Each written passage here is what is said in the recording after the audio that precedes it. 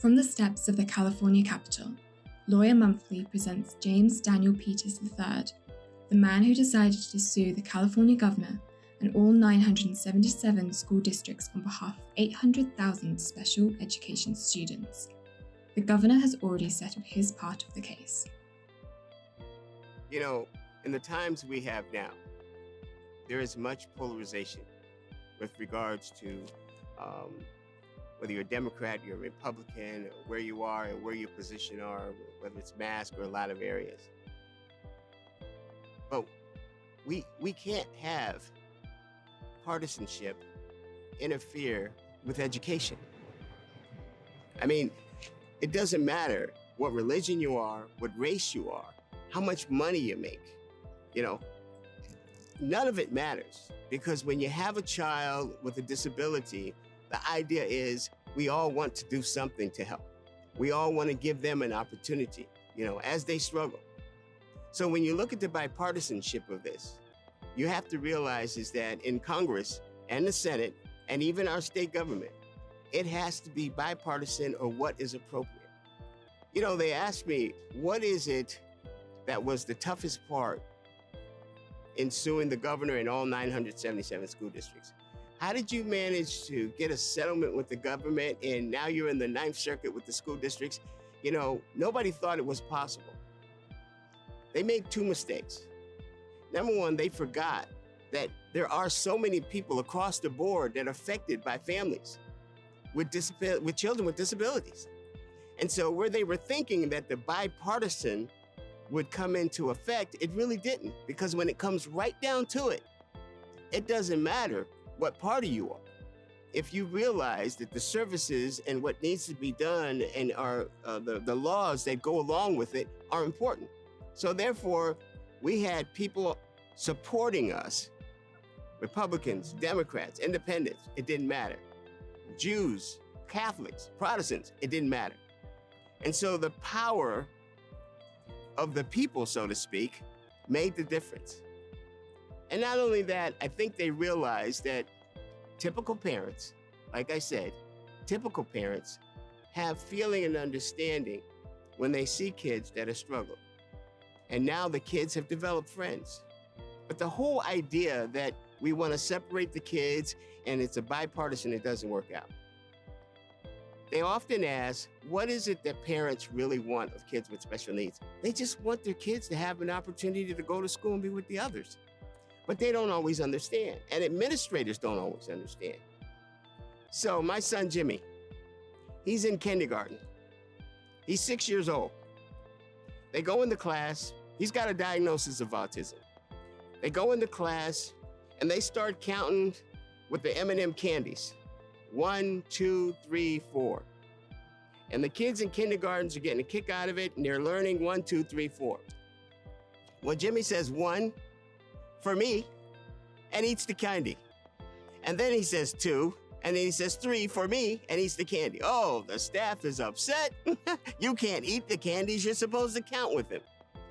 So he doesn't want to give up his M&Ms. He crawls under the table, and then there's a struggle where they're trying to take M&Ms from him.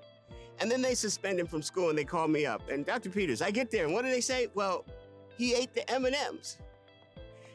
Parents understand that a 6-year-old would like candy. It's understandable. And he ate the candy, but should he get suspended? Actually, it has to be reasonable, logical reasoning. Not just to suspend a kid because he has a disability who doesn't follow the rules. I mean, there has to be accommodations. That's what we're calling them, right? Accommodations, so that if there's a kid who's defiant and he's acting up, I come to pick up Jimmy and I say, where is he? Well, he's out there playing on the playground with the other kids. And why is he suspended? Well, he's a danger to others because he ate the M&M candies. I mean, the parents with they understand. They're coming to the support. So the problem that they're having is that when parents with typical kids start to have parents of kids with special needs, and the kids get together and they're friends, and then this whole alienation or separation goes away. So now let me explain this. Just as that works for the kids in the classroom, it'll work with this whole polarization that we have. I mean, when it comes down to it, with education, you have to have both parties, all people working to make things work. And that's what we have right now.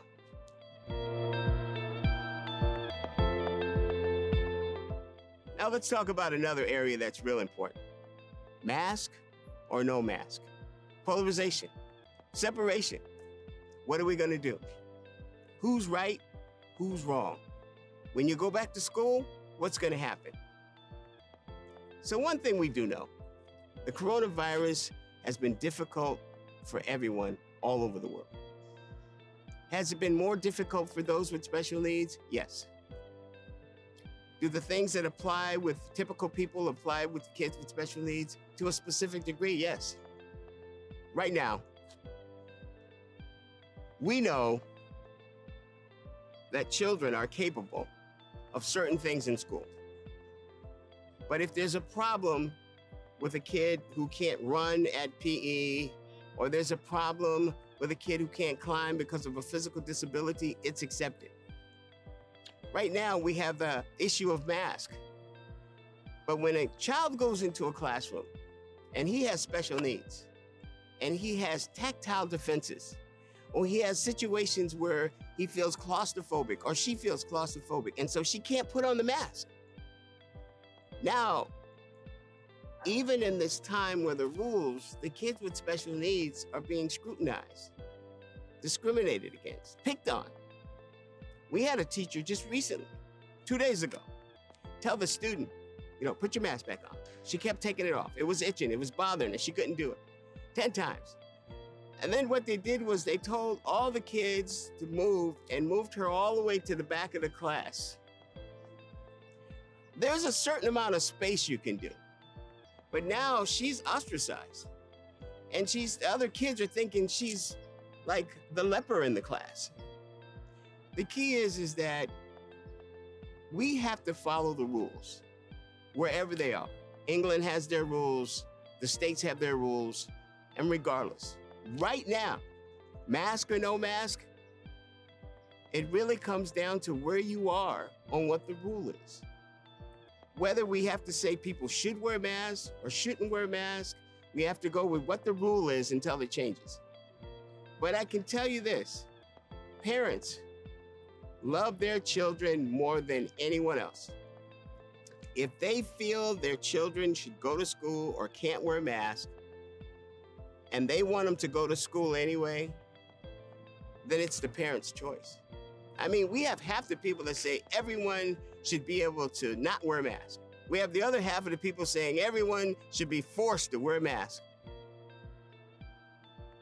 Right now, the way the law stands is school districts have the right to determine, because they are an entity within themselves, what they're going to do in their school district. So in Texas, you may have to wear a mask. In Florida, you may not. These are the same kids with special needs. They may be in a different state. One of the reasons why we have federal laws is to try to keep consistency around. But the fact is that there is an hostility between those who wear masks and those who feel they don't have to wear masks. It doesn't matter. Whatever the local rule is, they're all right. Parents get to choose what their children are going to do. They don't want to put their children in harm's way, but if they believe that, and where we come from, whether we like it or not, whether we're vaccinated or not, everybody say, oh, well, you should get vaccinated, you should do this. But the bottom line is, if that's their child and they don't want to wear a mask because of a physical disability or mental disability, then realistically, if the local law says they don't have to until it changed, that's the way it remains. So it's really not a fight. The fight is who you elect and how you elect to do it.